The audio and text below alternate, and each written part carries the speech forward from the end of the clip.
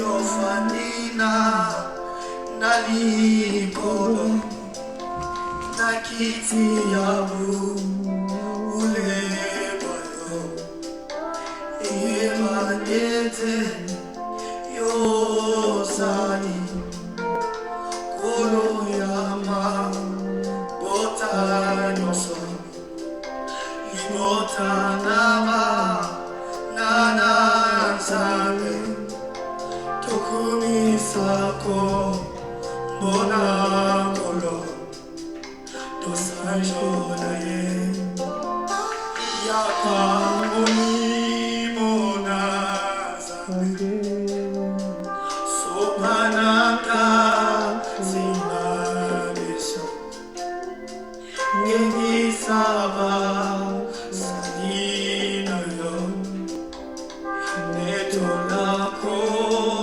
Mona Yesu Salabate Ibarika Ikamwaka Alléluia. Shalom, shalom. Nous voulons parler de la douceur, de la sagesse. La douceur de la sagesse. Le thème a été mal écrit, je vois. J'ai écrit la doucette, mais c'est la douceur de la sagesse.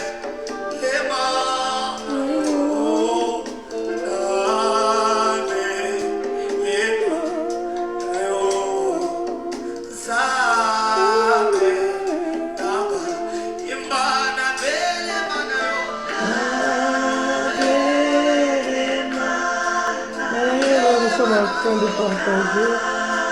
Et ça aussi, les autres, nous sommes là.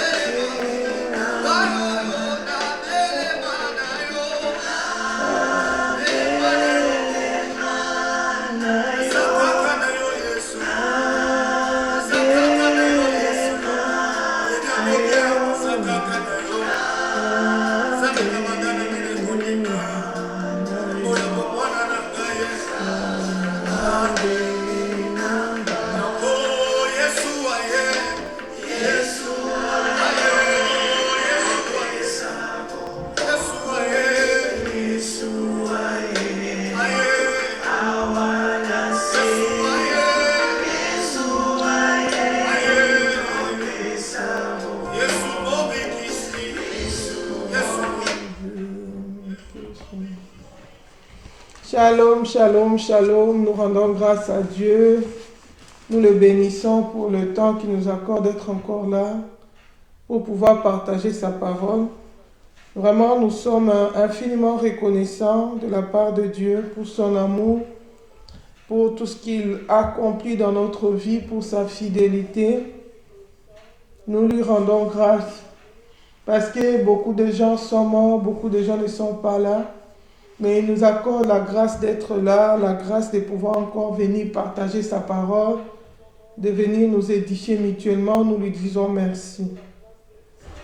Alléluia. Donc voilà, là j'étais un peu en train de checker mon micro pour savoir, pour voir si ça passe. Nous bénissons le Seigneur. Alors d'emblée j'ai mis un thème que j'ai intitulé la douceur de la sagesse. J'ai vu qu'en écrivant, il y a eu une faute qui s'est introduite. Le titre, c'est la doucette, mais nous voulons parler de la douceur de la sagesse. Pourquoi? Parce que nous sommes enfants de Dieu, nous aimons le Seigneur, nous avons d'ailleurs choisi la bonne part, comme Jésus avait dit à Marie. Il lui avait dit que tu as choisi la bonne part, tu as fait un bon choix.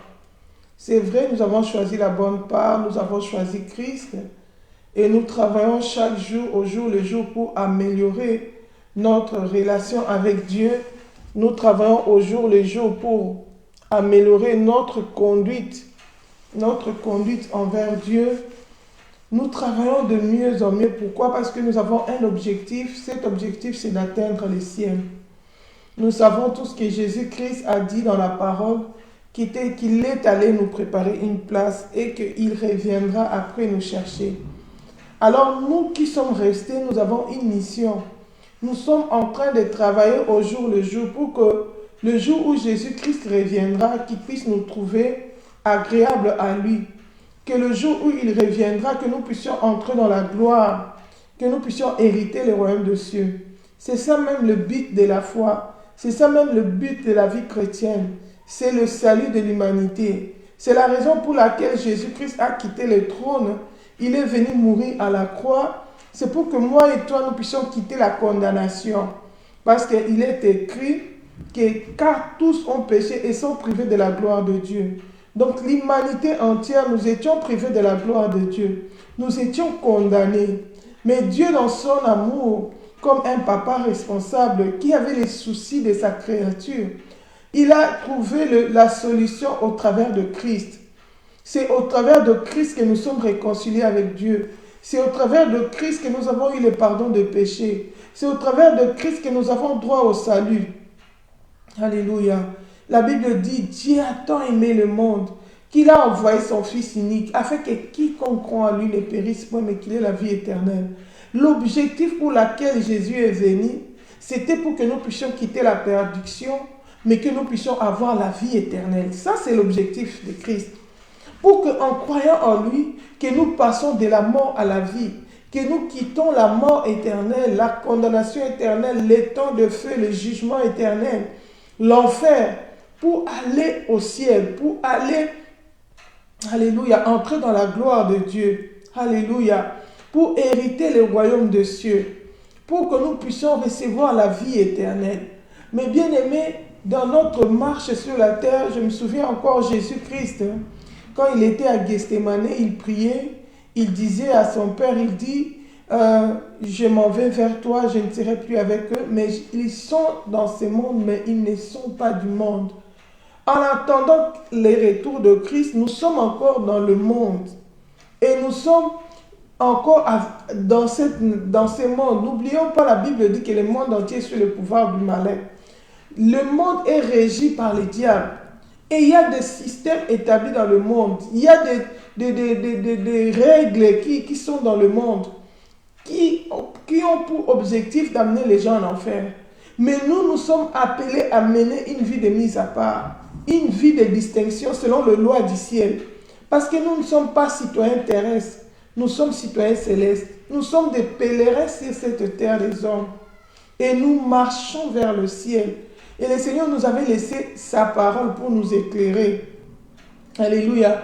Quand il est écrit que tout passera, mais la parole de Dieu ne passera pas. La parole, c'est notre constitution. La parole, c'est notre code de conduite. C'est elle qui nous montre comment nous devons nous comporter pour être agréable à Dieu. C'est elle qui nous montre comment nous devons être pour que notre vie soit un sacrifice qui est bon, qui est agréable à Dieu, qui est d'une bonne odeur. Alléluia. Et le cadre dans lequel le Seigneur nous avait laissé pour nous édifier, nous fortifier, nous les chrétiens, c'est l'Église. Alléluia. Il nous avait laissé l'Église. Il a dit à Pierre, il a dit, si cette pierre, je bâtirai mon Église. Il a laissé l'Église. Et dans l'Église, il y a ses serviteurs. Il a fait des dons aux hommes. Il a donné les uns comme apôtres, les uns comme évangélistes, les uns. Il y a ces serviteurs qui ont pour mission le perfectionnement du corps de Christ, le perfectionnement de saints. Ça veut dire que quand on reçoit Jésus-Christ comme Seigneur et Sauveur, on commence une nouvelle histoire. On commence une nouvelle marche. C'est comme un enfant qui vient de naître. Il est né de nouveau. Il est devenu enfant de Dieu. Mais c'est encore un enfant. Ce n'est pas encore un homme fait. Il n'a pas encore atteint la perfection. La Bible nous dit que l'enfant, tant qu'il est encore un enfant, il n'est pas différent d'un esclave. Pourquoi? Parce qu'il ne peut pas encore exercer ses droits d'enfant, bénéficier de son privilège d'enfant. C'est comme ça aussi quand nous naissons dans la foi, il y a les serviteurs de Dieu qui sont là, que le Seigneur a mandatés pour nous former, pour nous équiper, pour nous faire grandir. C'est pourquoi la parole de Dieu, on l'appelle aussi le lait spirituel, qu'on donne aux nouveau-nés pour grandir dans la foi. Et quand on grandit, on quitte l'étape de lait, on doit nous donner aussi la nourriture solide. C'est ça qui va faire de nous des hommes faits, des hommes solides. Un enfant, il est dépendant, on fait tout pour lui, il n'est pas solide, un bébé. Mais au fur et à mesure qu'il grandit, ses os s'affermissent, son corps s'affermit, il commence à faire certaines choses lui-même jusqu'à ce qu'il devienne mature, qu'il devienne indépendant, qu'il soit en mesure d'exercer ses droits et ses obligations. Mais c'est une marche. Et dans cette étape-là, nous vivons avec des gens. Nous vivons dans l'église, mais nous ne vivons pas seulement à l'église. À l'église, c'est le cadre où nous recevons la parole de Dieu. La Bible dit, dans Actes 2, 44, ils étaient chaque jour assidus au temple. Ils persévéraient dans les enseignements des apôtres, dans la fraction du pain. Ils grandissaient dans la foi. Alléluia. Ici, je parle de l'église, les cadres que le Christ a laissés pour l'édification des chrétiens. Au temps où nous sommes, l'église a pris plusieurs formes. Suite à la persécution, suite à l'apostasie qui est entrée, nous avons vu aussi à l'époque des apôtres, l'église, avant ils allaient au temple de Jérusalem, mais il y a eu un moment où il y avait la persécution. Ils se réunissaient pas seulement dans le temple, ils se réunissaient aussi dans les maisons. Ils prenaient leur nourriture avec simplicité de cœur. Ils persévéraient dans la fraction du pain, dans la communion fraternelle. Il y a des moments où ils allaient dans des maisons. Quand on parle de la chambre haute, les lieux où ils ont attendu le baptême du Saint-Esprit, bien aimé, ce n'était pas dans le temple de Jérusalem. Ce n'était pas dans la synagogue. La chambre haute, c'était dans une maison où ils avaient l'habitude de se réunir, où ils avaient l'habitude de se rencontrer. Alléluia. Ils étaient là, ils ont été baptisés du Saint-Esprit là. Ça veut dire que Dieu peut nous visiter partout au moment où on respecte les principes de l'Église. Ce n'est pas les bâtiments, ce n'est pas l'emplacement qui compte. La Bible dit que ce n'est plus l'heure où il faut aller à Jérusalem pour adorer le Seigneur dans le temple seulement, ou aller sur les montagnes seulement, mais c'est l'heure où les vrais adorateurs adorent le Seigneur en esprit, en vérité. Et c'est là cause de fois aussi la confusion dans la vie de chrétien. Certaines personnes pensent que puisqu'on se sanctifie, puisqu'on a aimé le Seigneur, ce n'est plus important d'avoir l'église. Alléluia. L'église peut se retrouver dans un temple, l'église peut se retrouver dans une maison, là où 2 ou 3 sont réunis au nom de Jésus-Christ. En son nom, il est là et les principes de l'église doivent être respectés. Alléluia. La Bible nous montre des gens qui ont cherché Dieu dans leur maison comme Corneille. Corneille, en tant qu'étranger, il n'avait pas le droit d'aller dans le temple. Les gentils, ils s'est limité seulement dans le parvis. Ils ne pouvaient pas entrer dans la présence de Dieu. Ils ne pouvaient pas aller dans les lieux saints. D'ailleurs, c'est les sacrificateurs même qui allaient. Même pour les Juifs eux-mêmes, ils étaient dans le parvis. C'est les sacrificateurs qui allaient dans les lieux saints pour faire des sacrifices pour eux.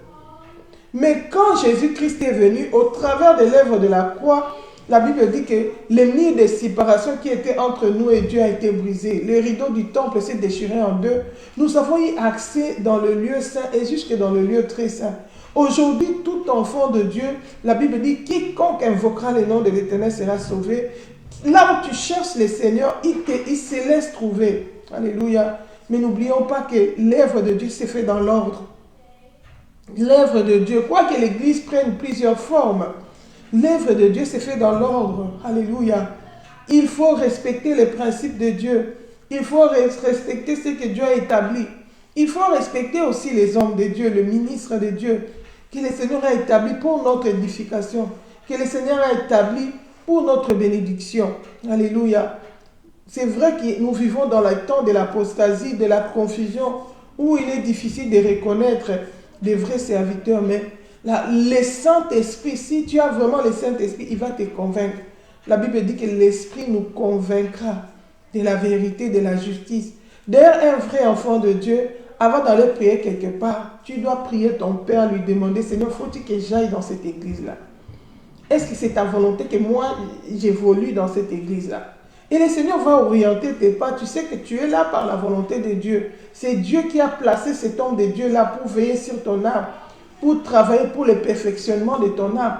Aujourd'hui, nous avons des chrétiens qui ne sont encadrés par personne. C'est pourquoi il y a aussi un désordre dans la vie chrétienne. Et même il y a ceux-là même qui croient que c'est quoi tout permis, parce qu'ils pensent qu'ils vont au ciel, parce qu'ils pensent qu'ils sont dans la sainteté. Ils se mettent déjà supérieurs à tout le monde. Ils ne respectent même pas les enfants de Dieu, les autres, ils ne respectent même pas les hommes de Dieu, ils ne respectent même pas l'Église. Il a une conduite, c'est comme des chrétiens paranoïaques, je ne sais pas comment définir ça. Bien aimé, il faut faire très attention. Nous devons marcher selon les principes du Seigneur. Nous devons, pour s'assurer le ciel, il faut rester dans la volonté de Dieu. Ne créons pas notre vie chrétienne à notre propre manière. Notre façon de... Dieu n'est pas nos pensées. Il n'est pas limité à nos pensées. Selon que nous pensons que c'est ça, selon que nous pensons, il est limité à sa parole. Il va nous juger par rapport à sa parole. Pour lui être agréable, dépendra de l'obéissance à la parole de Dieu. C'est pourquoi aujourd'hui nous voulons parler de la douceur. Alléluia. De la douceur de la sagesse. Alléluia. Et nous sommes dans le livre de Jacques chapitre 3. Jacques chapitre 3, la Bible nous dit ceci. Jacques chapitre 3. Je vais checker un peu mon micro. Jacques chapitre 3. Gloire à Dieu.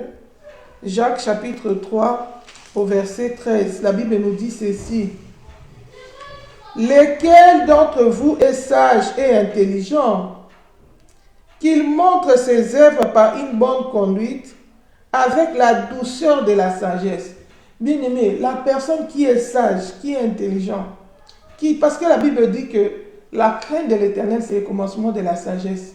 Alors, une personne qui est sage, une personne qui est intelligente, il doit qu'il montre ses œuvres par une bonne conduite, avec la douceur de la sagesse. Bien-aimé, la candidate du ciel doit avoir la douceur de la sagesse. Il doit avoir une bonne conduite au milieu des gens. Tu ne peux pas dire, moi je me sanctifie, moi je vais au ciel, mais tu as une mauvaise conduite. Tu as une conduite conflictueuse. Tu es un semeur de troubles. Tu as une conduite mauvaise. Tu as de l'amertume. Déjà la Bible, si on continue au verset 14, la Bible dit, mais si vous avez dans votre cœur un zèle amer, aujourd'hui il y a beaucoup de gens qui ont les zèles amers, et un esprit de dispute, ne vous glorifiez pas et ne mentez pas contre la vérité. Cette sagesse n'est point celle qui vient d'en haut, mais elle est terrestre, charnelle, diabolique.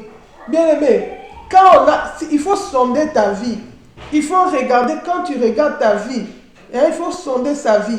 Quand tu remarques que dans ton cœur là, dans ta vie là, tu as encore un zèle amer. Les zèles amers, tu vas les reconnaître par quoi? Par un esprit de dispute. Par un esprit de dispute. La Bible dit, ne te glorifie pas. Ne dis pas que moi là je vais au ciel. Moi je suis dépouillé. Moi je suis dans la sainteté. Moi je ne me parle pas. Comme je suis là, je suis déjà prêt, je vais au ciel. Non. La Bible dit, David disait à Dieu, sonde-moi, éprouve-moi, et connais mon cœur. Regarde si je suis dans le droit chemin. Conduis-moi dans la voie de l'éternité. Ça, c'est Psaume 139 qui dit ça. Sonde-moi, éprouve-moi.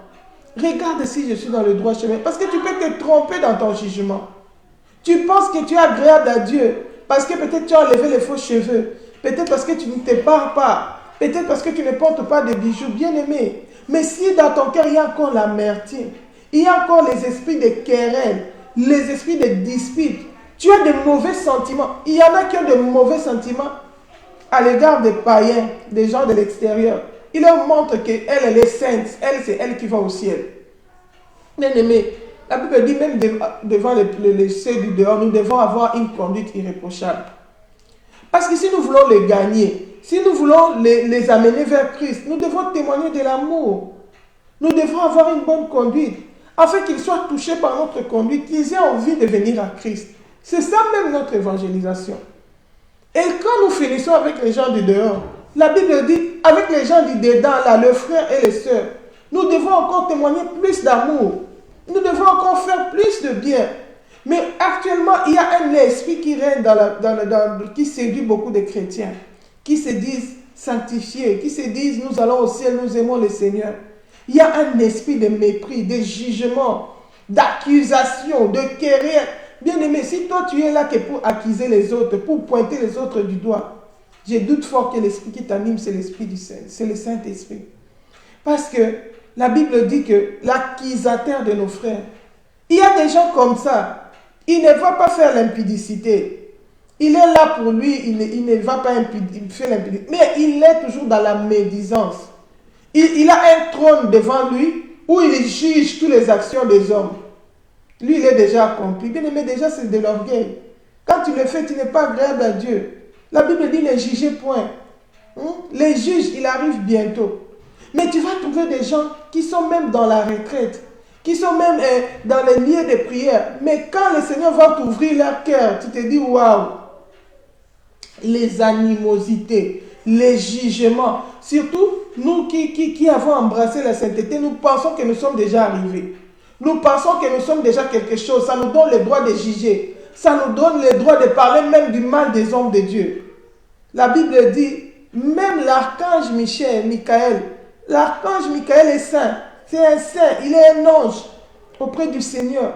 Il a dit même quand il s'est disputé le corps de Moïse avec Satan même, Satan qui incarne le mal, il n'a pas tenu de propos injurieux. Alléluia. Ça c'est Jude, Jude 9 qui nous dit ça. Il n'a pas tenu de propos injurieux. Donc tu ne peux pas me dire que tu es saint, tu es un enfant de Dieu, mais si tu injuries les gens, tu n'as pas ces droits-là en tant qu'enfant de Dieu, d'injurier les gens.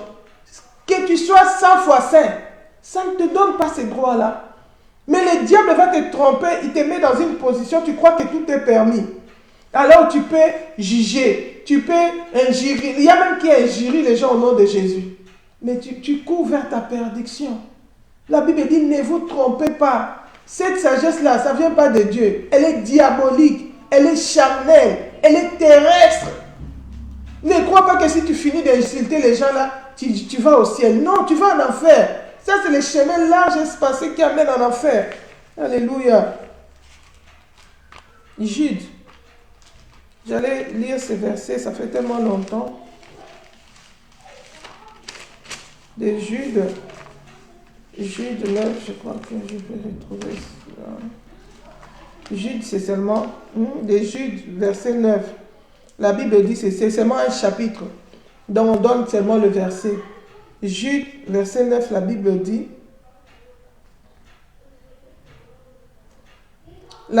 ceci. Le verset 8, la Bible dit ceci, pour qu'on puisse comprendre un peu.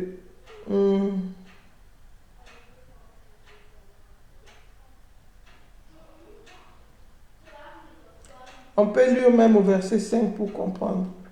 Je vais vous rappeler à vous qui savez fort bien toutes ces choses, que le Seigneur, après avoir sauvé le peuple et l'avoir tiré du pays d'Égypte, fit ensuite périr les incrédules, qu'il a réservé pour le jugement du grand jour, enchaînés éternellement pour les ténèbres. Les anges qui n'ont pas gardé leur dignité, mais qui ont abandonné leur propre demeure. Que Sodome et Gomorrhe et les villes voisines qui se livrèrent comme eux à l'impudicité et à des vices contre nature sont donnés en exemple subissant la peine du feu éternel. Tous ceux qui font le péché là, ils vont subir la peine du feu éternel. La Bible dit, malgré cela, ces hommes aussi, entraînés par leurs rêveries. Tu penses que Dieu est limité dans tes rêves, la manière dont tu penses. La Bible dit, vos pensées ne sont pas les pensées de Dieu. Suis pareillement leur chair, méprisant l'autorité. Bien aimé, quelqu'un qui va au ciel ne peut pas mépriser l'autorité. Injuriant les gloires. Un enfant de Dieu, quelqu'un qui va au ciel, il ne doit pas mépriser l'autorité. Même si quelqu'un était agent de l'ennemi, ça ne me donne pas le droit de le mépriser. Ça ne me donne pas le droit de parler du mal de lui. Si je veux parler, que je prie pour lui, que le Seigneur le fasse grâce de se repentir. Ou si je veux lui parler, que j'aille l'évangéliser, l'apporter la bonne nouvelle de Jésus-Christ. Sinon, je m'étais. Les combats spirituels, c'est autre chose. La Bible dit, nous ne combattons pas contre la chair et le sang. Tu ne peux pas combattre la chair et le sang, l'homme. Alléluia. Tu dois respecter, la Bible dit, ils ont injurié même le gloire. Pourtant, la Bible dit dans le verset 9, « Or, l'archange Michel, lorsqu'il contestait avec les diables et lui disputait le corps de Moïse, n'osa pas porter contre lui un jugement injurieux. Mais il dit que le Seigneur te réprime. Oh bien-aimé, Archange Michael dans toute sa sainteté, Satan dans toute sa méchanceté. Alléluia, shalom ma soeur Cohen. Dans toute sa méchanceté, la Bible dit, il n'osa pas dire des propos injurieux. Mais aujourd'hui, nous avons des pasteurs qui injurient les gens. Nous avons des apôtres, des évangélistes qui injurient les gens au nom de la sainteté, au nom de la parole. Bien-aimé, détrompe-toi. Si tu crois que cette sagesse-là, ça vient de Dieu, la Bible dit que cette sagesse-là ne vient pas de Dieu. Ça vient du diable. Elle est diabolique. La sagesse de Dieu se démontre par une bonne conduite, par la douceur. Alléluia. Ça, c'est Jacques qui nous dit ça. La Bible dit ceci. Hein? Dans Jacques 3, verset 13. La Bible dit, lesquels d'entre vous est sage et intelligent, qu'il montre ses œuvres par une bonne conduite avec la douceur de la sagesse. Un serviteur de Dieu ne peut pas insulter les gens. Un enfant de Dieu non plus. Il y en a qui ne t'insultent pas, mais qui font des groupes, qui font des cabales pour parler du mal, pour médire. Il vient à l'église, on prêche autre chose. Lui, il a sa deuxième prédication. Qu'il prêche en bas, qu'il parle, il appelle aux gens. Il prend les numéros de téléphone pour, au lieu d'aller évangéliser, de parler de Christ à ceux qui ne connaissent pas. Mais lui, il est en train de détruire l'église, en détruisant, en sémant la division, en sémant la médisance, en parlant de mal contre les enfants de Dieu, contre les serviteurs de Dieu. Bien-aimés, nous prions un Dieu qui ne fait exception de personne. Tu vas passer ton temps, tu es dépouillé, tu as les ailes, tu pars évangéliser. Mais tu manques la sagesse, tu vas renverser, tu vas détruire. Par ton manque de sagesse, même ce que tu avais bâti. La Bible dit, la femme qui est insensée renverse sa maison de ses propres mains. Ça veut dire qu'elle a travaillé, mais elle a aussi renversé. Elle avait au départ une maison qu'elle a renversée de ses propres mains. Pourquoi? Parce qu'il lui manquait la sagesse. Alléluia. Il y a beaucoup de gens aujourd'hui qui sont là, ils crient, les ailes. Mais le Seigneur remarque que c'est un zèle amer. Pourquoi? Parce que ce zèle-là est accompagné d'amertume. Ce zèle-là est accompagné de disputes. Ce zèle-là est accompagné de querelles. Ça, ce n'est pas l'Esprit de Dieu. L'Esprit de Dieu ne sème pas les divisions. Alléluia. La Bible dit ceci. Dans le verset 15. Cette sagesse n'est point celle qui vient d'en haut. D'ailleurs, dans le verset 14, il dit, mais si vous avez dans votre cœur un zèle amer, un esprit de dispute, ne vous glorifiez pas et ne mentez pas contre la vérité. Ne mens pas contre la vérité, ne crois pas que tu es dans le droit chemin. Ne te glorifie pas que tu es enfant de Dieu, tu vas au ciel. Quand tu es dans ça là, la Bible dit, là où il y a un zèle amer et un esprit de dispute, il y a du désordre. Ça c'est le verset, c'est déjà le verset 15 dit, cette sagesse n'est point celle qui vient d'en haut. Ça ne vient pas de Dieu. Mais elle est terrestre, elle est charnelle, elle est diabolique. Bien-aimé, enlever les faux cheveux et tout ça, ça ne nous garantit pas le ciel. Hein. Nous ne sommes pas les premiers à avoir fait cela. Hein. Si tu vas regarder même dans les églises, au début dans les églises mortes là, dans des couvents de sœurs là, tu vas remarquer qu'ils s'habillent avec modestie, hein, qu'ils se voilent la tête. Tu vas remarquer quoi qu'ils ont ajouté d'autres accessoires. Tu vas aller dans d'autres sectes, tu vas voir les gens aussi sont modestes, ils sont dépouillés. Mais ça ne leur garantit pas le ciel. Oh, bien-aimé. Combien de fois nous voyons des gens qui n'adorent même pas Jésus, mais qui sont modestes, qui se couvrent bien, qui n'exposent pas leur nudité. Ce n'est pas ça qui te garantit le ciel. Alléluia. Mais la Bible dit, celui qui va aller au ciel, à part le fait que tu t'es dépouillé, ta conduite doit aussi suivre. Tu dois avoir la douceur de la sagesse dans tes relations avec les gens, dans ta vie quotidienne. Alléluia. Nous sommes chrétiens, nous sommes enfants de Dieu, nous allons dans le ciel, mais nous vivons en société. Nous vivons dans des maisons avec les gens. Nous vivons dans des familles, nous fréquentons des lieux, nous allons dans les écoles, nous allons dans les bureaux, les emplois, nous allons dans le marché, nous prenons de trains, de transports publics. Nous vivons en société. Nous allons aussi dans l'église où nous vivons avec des frères et des sœurs. Peut-être nous sommes dans une ligne de prière. Peut-être nous sommes dans un groupe. Mais partout où tu vis, quelle est ta conduite? Quand tu ouvres ta bouche, c'est seulement pour édifier. La Bible dit, d'une même bouche, ça ne peut pas sortir de l'eau sale et de l'eau pure.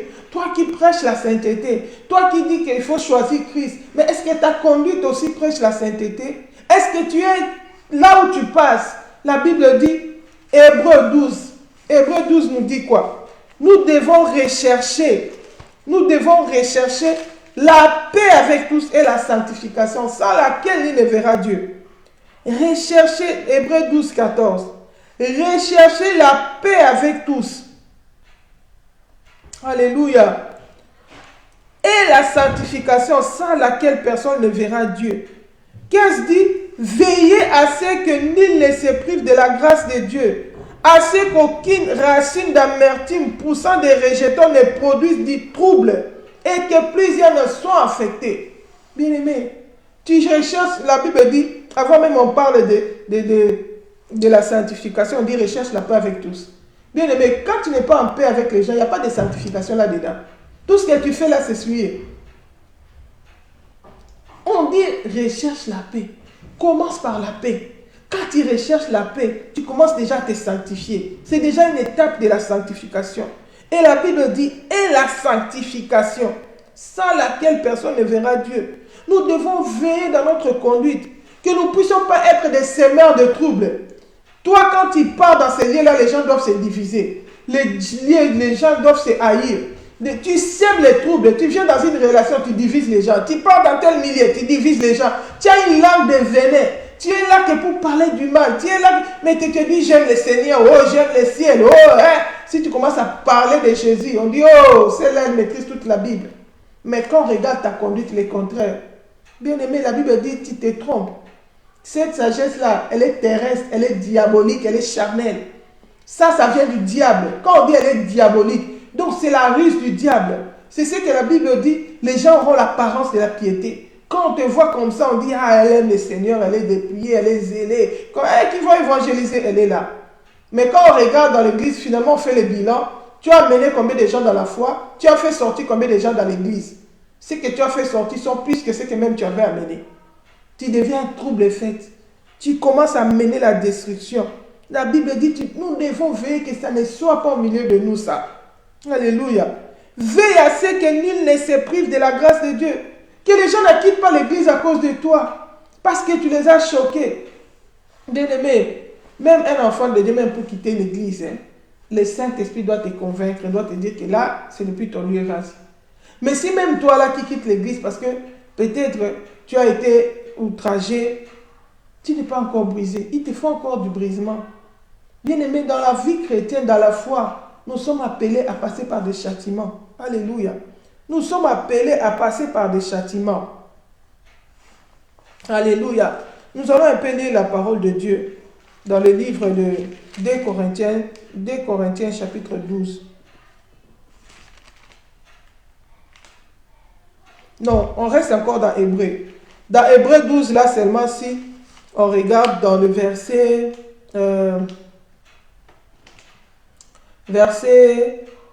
je peux commencer même dans 2. La Bible dit ceci.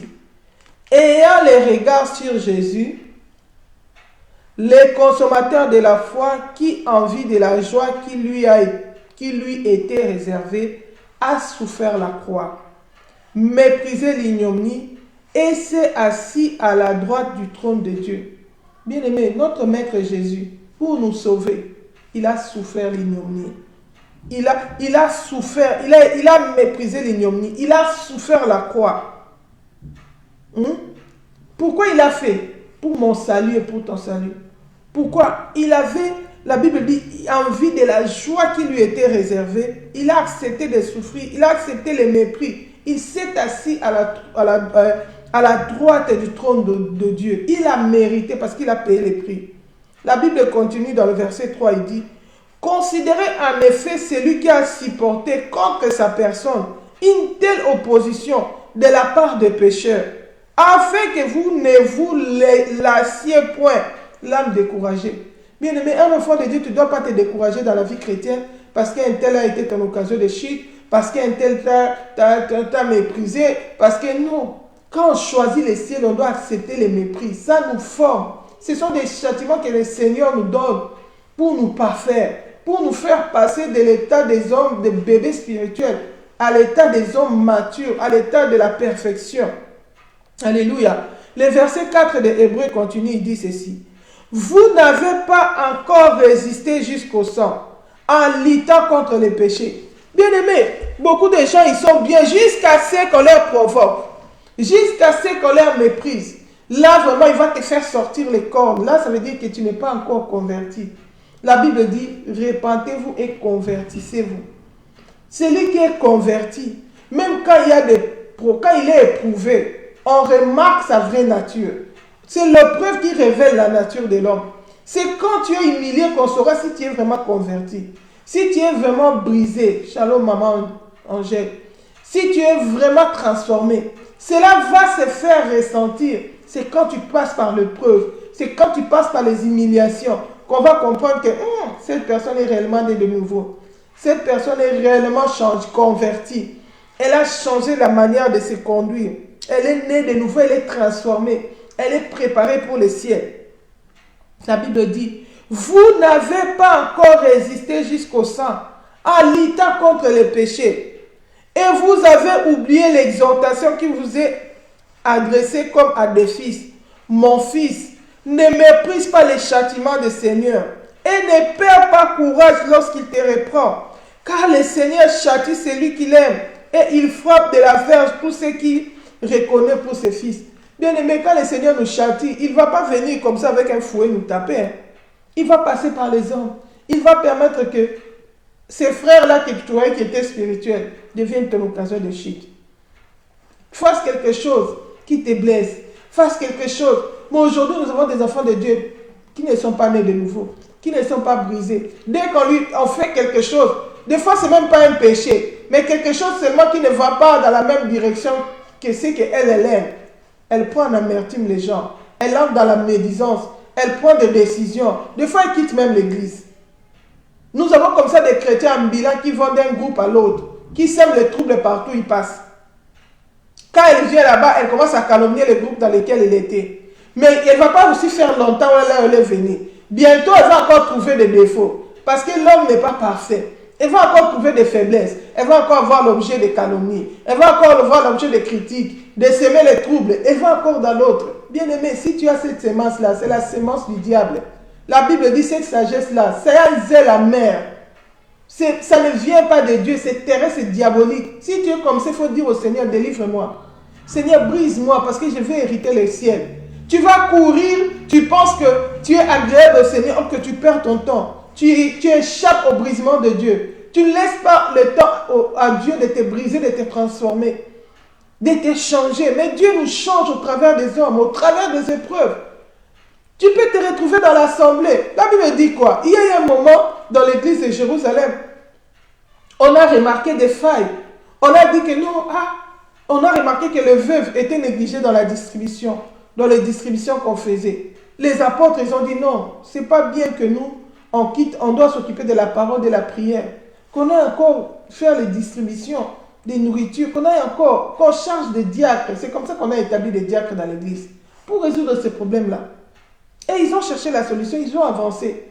La Bible dit même dans la vie chrétienne, nous pouvons avoir des divergences. La Bible dit au point où nous sommes, l'Esprit nous éclairera. C'est pas parce que ma soeur a une opinion différente de moi. Peut-être moi je prends comme ça d'emblée un exemple. Moi je pense que il faut sauter du côté droit. Mais lui il pense qu'il faut sauter du côté gauche. Je le prends en amertume, je le hais. Je commence à parler du mal de lui, je commence à monter les gens contre lui. Bien aimé, si tu as cette semence-là, tu as besoin de la délivrance. Si tu penses que ça c'est la sagesse, on dit que cette sagesse-là, elle est du diable. Ce n'est pas moi qui l'ai dit, c'est la Bible. Elle dit que cette sagesse-là, elle est diabolique. Elle est terrestre, elle est charnelle. Elle conduit en enfer. Parce que la sagesse de Dieu, elle est conciliante. Elle est pacifique. Elle communique la paix. Il n'y a pas d'amertume dedans. Il n'y a pas de division. Il n'y a pas de cabale dedans. Alléluia. Mais moi, qui est victime d'un tel traitement, je dois laisser le Seigneur me briser. Je dois laisser le Seigneur accomplir son travail en moi pour que demain, je devienne agréable à Dieu. Le Seigneur, pour éprouver si tu es délivré de l'orgueil, il va permettre qu'on puisse t'humilier. Bien aimé, la Bible nous montre l'exemple de Anne. Anne n'avait pas péché. Anne était dans l'amertume à cause du problème qu'elle avait. Elle avait besoin d'un enfant. Son cœur était mortifié. Sa rivale l'a mortifié. Elle est allée pleurer dans la présence de Dieu. Elle n'est pas allée se calomnier Pénina chez les gens. Non. Elle n'est pas allée critiquer. Non. Mais elle est allée pleurer pour elle devant le Seigneur. Elle est partie répandre son âme devant le Seigneur. Mais nous voyons un serviteur de Dieu qui a manqué le discernement, qui a pensé qu'Anne était saoule. Et il n'a pas seulement pensé, il a même dit, jusqu'à quand tu viendras te saouler la gueule comme ça dans l'église? Nous n'avons pas vu Anne quitter l'église à cause de cela. Non. Elle l'a expliqué avec douceur. Elle n'est pas devenue insolente, impolie. Aujourd'hui, nous avons des chrétiens même qui sont impolis, qui ne respectent même pas les hommes de Dieu, qui pensent que puisqu'elle va, elle est dépouillée, elle va déjà au ciel, elle est déjà arrivée, donc elle peut se permettre même de manquer du respect aux gens. Or, la Bible dit, les serviteurs de Dieu, les oins de Dieu, nous devons les prendre avec un double honneur. Même pas seulement les serviteurs de Dieu. La Bible dit, Paul donnait conseil à son fils Timothée. Il dit non, quand tu parles avec des femmes âgées, pas comme un fils qui parle à sa mère. Quand tu parles avec des personnes âgées, même quand tu parles aux jeunes, sois toi-même un modèle. Nulle part la Bible nous donne le droit de pécher. Catégorie des gens auxquels on doit manquer le respect. Non. La Bible dit même quand tu réprimandes ton frère qui a fait le mal, fais-le avec douceur, de peur que toi-même tu tombes en tentation. Mais où est la sagesse? Où est la douceur de la sagesse aujourd'hui dans la vie des chrétiens? Il n'y en a pas. Et on se frappe la poitrine. On dit, ah, moi je suis saint. Ah, c'est nous qui détenons la vérité. Ah, nous allons au ciel. La Bible dit, détrompe-toi. Tu mens contre la vérité. Détrompe-toi. Ne te trompe pas. Jacques dit ça. Alléluia. Jacques dit, ne te glorifie pas. Parce que tu es en train de te perdre. Ne te glorifie pas. Ce que tu fais là n'est pas agréable à Dieu. Alléluia. La Bible dit, recherchez la paix avec tous et la sanctification, sans laquelle personne ne verra Dieu. Supportez le verset 7 de Hébreux 12 dit ceci. Supportez les châtiments, c'est comme des fils que Dieu vous traite. Car quel est le fils qu'un père ne châtie pas? Mais si vous êtes exempt du châtiment auquel tous ont part, vous êtes donc les enfants illégitimes et non des fils. Tout parent corrige son enfant pour lui montrer la bonne voie. Oh bien-aimé. Mais si toi tu n'acceptes pas de correction, surtout nous les francophones, les gens qui parlent le français, nous supportons mal la correction. Ne parlons même pas des gens qui parlent lingala. Mais si tu vas voir dans les anglophones, quelqu'un a mal agi dans l'église, la Bible dit si tous ceux qui servent dans l'église, qu'on les reproche devant les gens, pour que ça serve d'exemple aussi aux autres. On va les discipliner, on va les reprocher. Il va s'humilier, il va demander pardon, il change de conduite. Il va comprendre qu'il a mal agi, il s'humilie. C'est comme ça que l'orgueil est brisé. Mais nous, de l'autre côté ici, nous sommes très orgueilleux. Tu méprises la correction. Or, la Bible dit un fils légitime, on doit les corriger. Comment tu vas améliorer ta conduite si on ne te corrige pas? Comment tu sauras que tu agis mal si tu ne veux pas accepter la correction de Dieu? Donc toi tu es déjà arrivé, ou bien toi c'est seulement Dieu qui doit te corriger, les hommes ne peuvent rien te dire. Et il y a des gens comme ça, des sœurs qui sont comme ça, tu vas les voir voile et tout ça, mais très orgueilleuses. Bien aimé, l'humilité c'est pas l'apparence, c'est la conduite. C'est la conduite. Elle ne supporte pas la correction. On ne peut pas lui dire que là tu as mal agi. Mais même dans un mariage, ça ne va pas marcher. Une femme doit se soumettre. Tu dois avoir la douceur. Tu dois supporter la correction. Tu dois t'améliorer puisque tu n'es pas arrivé. Nous sommes tous, comment dire, nous avons tous besoin de la correction. Le Seigneur nous corrige. Il peut nous corriger aussi à travers des hommes. Alléluia. C'est autre chose qu'on te dise, c'est qu'on parle mal de toi dans ce que tu n'as pas fait. Comment dire? C'est comme Anne. Anne ne s'était pas saoulée. Mais Élie avait pensé qu'il était saoulé. Et il est allé vite, il lui a dit, il a reproché. Mais Anne lui a dit non. Dans la douceur, non, je ne suis pas saoul. Il priait pour un fils. Et Élie a compris, Élie l'a béni, il a dit que le Seigneur te donne ce que tu cherches là. Bien aimé, si Anne avait manqué de respect à Élie, est-ce que Élie allait prophétiser, allait déclarer cette parole pour Anne? Or, la Bible dit que le Seigneur veille sur la parole de ses serviteurs pour l'accomplir. Cette parole que le sacrificateur Élie avait libérée a permis que la stérilité de Anne soit ôtée. Que le Seigneur se souvienne d'elle, qu'il puisse avoir un fils. Mais si Anne était impolie, bien aimé, aujourd'hui il y a même des gens, hein, l'homme de Dieu, les serviteurs de Dieu, ils prient pour toi pour que Dieu te bénisse, mais Dieu dit non, je ne vais pas le bénir. Pourquoi? Parce qu'il est maudit à cause de la désobéissance. Pourquoi? Parce qu'il est maudit à cause de la rébellion. Il y a des gens qui traînent des fardeaux comme ça. Et personne ne prend la peine de leur dire la vérité parce qu'on a tellement peur de toi. Parce que toi, si on te touche, tu vas faire des tremblements de terre. Tu vas remuer ciel et terre. Tu vas toucher tout le monde. Bien aimé, c'est dans quel ciel que tu vas comme ça? Souffre que je te dise la vérité. Que tu ne perds pas ton temps. Bien aimé, après avoir tout quitté, après avoir supporté les rejets, les humiliations, après s'être privé, est-il bien que tu finisses ta course dans l'enfer? Non, bien aimé, le Seigneur nous aime, c'est pourquoi il nous parle. Le Seigneur nous corrige comme un père corrige des fils. Alléluia. Dans la société, dans la vie chrétienne, même dans l'église, dans les assemblées, bien aimé, il y aura toujours des problèmes. Un jour, la Bible nous montre que Paul devait partir en mission. Paul partait en mission avec Barnabas. Mais il y a un moment où ils étaient en discordance. Paul voulait qu'ils aillent visiter les églises qu'ils avaient bâties. Mais, excusez-moi, les églises qu'ils avaient bâties. Mais Barnabas, lui, voulait qu'ils prennent aussi Marc avec eux. La Bible dit que leur discordance était tellement fort qu'ils se sont séparés. Paul est parti avec Timothée. Paul est parti avec Timothée en mission. Et Barnabas, Marc, il est parti avec lui. Bien aimé, mais ils ont continué l'œuvre de Dieu. Paul a continué la mission. Il n'est pas devenu ennemi de Marc. Il n'est pas devenu ennemi de Barnabas. On n'a pas vu là où Paul il est parti là-bas, il a commencé à critiquer Barnabas. Au contraire, si tu lis les lettres de Paul, à un moment il dit, ramenez-moi aussi Marc. Il met Iti dans le ministère. Il a eu besoin de lui. Il a fait appel à lui. Ils n'étaient pas devenus des ennemis. Aujourd'hui, tu vas voir des hommes de Dieu. Ces déchets, ils deviennent des ennemis. Ils se passent en cours de route. L'autre va calomnier l'autre. C'est vraiment comme dans le monde.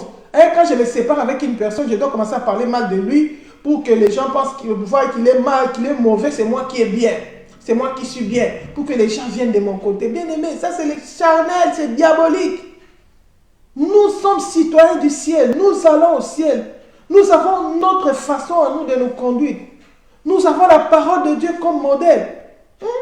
Si quelqu'un ne veut plus faire la route avec toi, la Bible dit, si deux personnes ne s'accordent pas, ils peuvent faire marcher ensemble. Rendons grâce à Dieu. Il part, moi je pars, on continue, rendez-vous au ciel. Alléluia. Dans la vie chrétienne, nous sommes des fois appelés à nous séparer des gens. À mener une vie d'apart. Les gens vont peut-être te rejeter parce que nous avons vu Paul, il était pharisien. Il marchait avec les Juifs. Il était leur petit de confiance. C'est quelqu'un qu'on envoyait faire les missions. Quand on avait tué Étienne, la Bible dit que Paul a gardé les habits de ceux qui les tuaient. Il a donné son approbation. Et après ça, ils ont vu qu'il faisait tellement bien son travail. On lui a donné même des lettres pour aller attraper les chrétiens dans les maisons, de les jeter en prison. Mais les jours où Paul avait changé de conduite, les jours où Paul, après que Dieu ait rencontré Paul sur le chemin de Damas, La Bible dit que les écailles sont tombées de ses yeux. Paul a rencontré Jésus-Christ. Jésus lui a dit, je suis le Seigneur que tu persécutes. Quand il a compris qu'il s'est trompé, il avait un zèle amer. Tu vois les zèles que Paul avait là, c'était un zèle amer. Au nom de la loi, au nom de la parole de Dieu, tu prends les gens, tu les jettes en prison, tu commences à combattre dans la chair. Oh, la Bible dit ne combattez pas contre la chair et le sang, mais contre les principautés, les dominations. Si quelqu'un, Jésus, même lui, nous a pas tué parce que quand il est venu, les Juifs l'ont rejeté. La Bible dit il est allé chez les cieux ne l'ont pas accueilli. Il n'a pas tué les siens.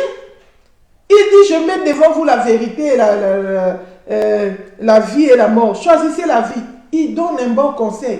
Il s'arrête là. L'homme a le libre choix. Ça ne veut pas dire que si lui il pense faire autre chose, moi je pense faire autre chose, je dois les haïr. Mais Paul faisait ça. À l'époque, il était Saul de Tarse. Il faisait ça, il avait un zèle amer. Lui, il croyait que c'était ça, servir le Seigneur. Il avait un esprit de querelle, de dispute.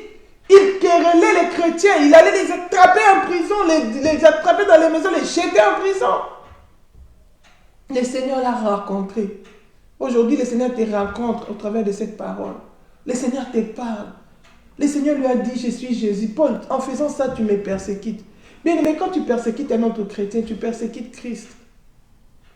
Même s'il ne connaît pas encore la vérité, parle avec lui, prie pour lui. Le jour où le Seigneur le visitera, il va changer de conduite. Bien aimé, Paul, le Seigneur l'a visité. Il a compris qu'il s'était trompé.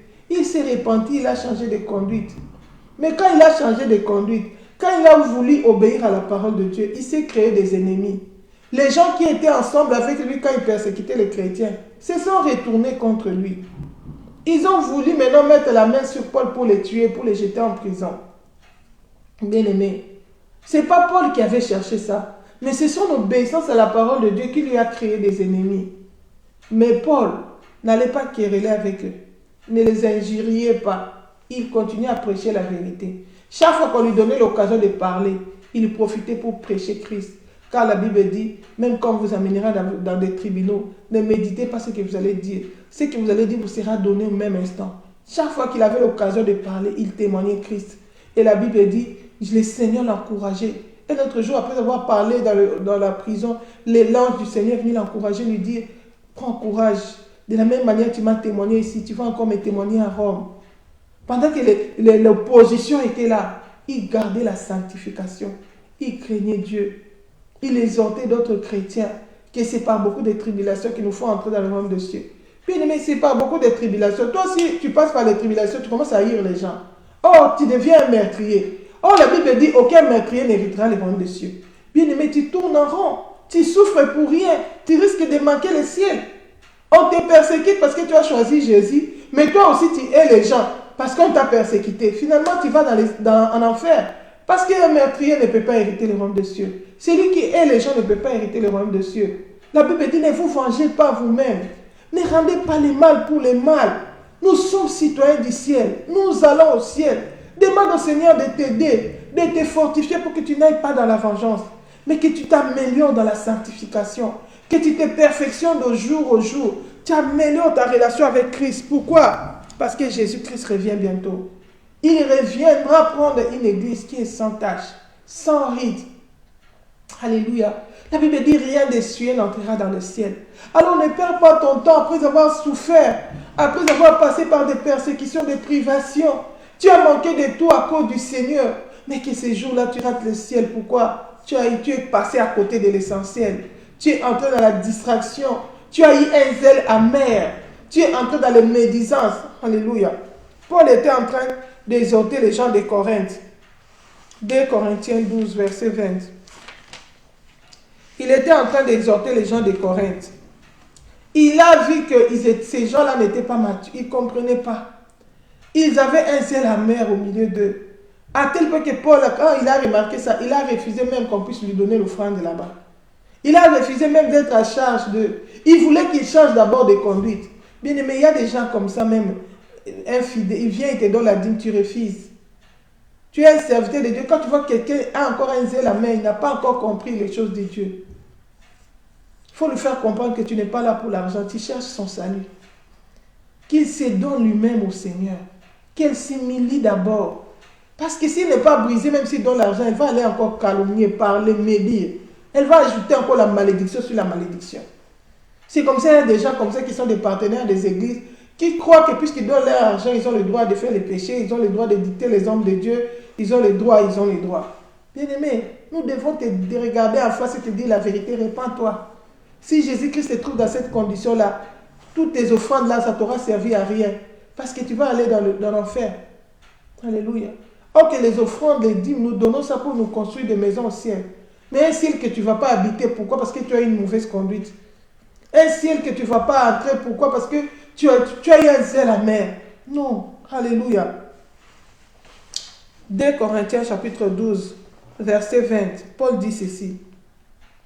Il dit,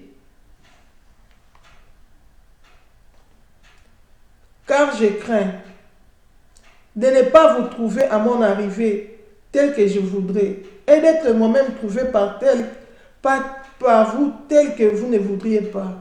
Car je crains de trouver des querelles, de la jalousie. Ça n'en parle même pas. Pourquoi il aime ses mains telles? Les pasteurs, pourquoi?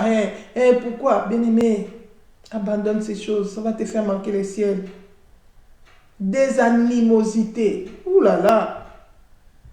Des haines dans les cœurs, des animosités. Tu n'aimes pas un tel. Vous êtes là, vous priez, vous faites semblant, mais tu n'aimes pas un tel. Quand le Seigneur ouvre ton cœur, il regarde, il a la haine. Tu vois, ils sont en train de chanter dans la chorale, mais tu vois, celui-là, il n'aime pas celui-là. Il pense que lui, il est mieux. Il pense que ce n'est pas lui-là. On ne devait pas donner ça à lui. Pourquoi on donne ça? Quand on donne le programme à un tel, toi, ton cœur est gonflé. Tu es dans la mer. Oh, bien-aimé. Jusqu'aujourd'hui, tu es toujours dans ces choses. Jésus est à la porte. Tu vas rater le ciel pour rien. Si tu entends ma voix, réponds-toi. C'est le Seigneur qui te parle. Alléluia. Il dit, je crains de trouver des querelles, de trouver de la jalousie, de trouver l'animosité, de trouver des cabales, des médisances. Oh, bien-aimé, abandonnons ces choses. Des calomnies, des gens qui se disent saints, mais qui calomnient les autres. Qui sont là qui font des bruits contre les calomnies. Oh, bien-aimé. Jusqu'à quand tu vas demeurer dans ces choses? De l'orgueil, des troubles. Il y a des gens qu'on ne peut pas exhorter, qu'on ne peut pas corriger. Lui, il est déjà arrivé. Si on les corrige, ça veut dire qu'on a manqué de respect. Il faut respecter aussi les gens. Oh, ma soeur. Mon frère.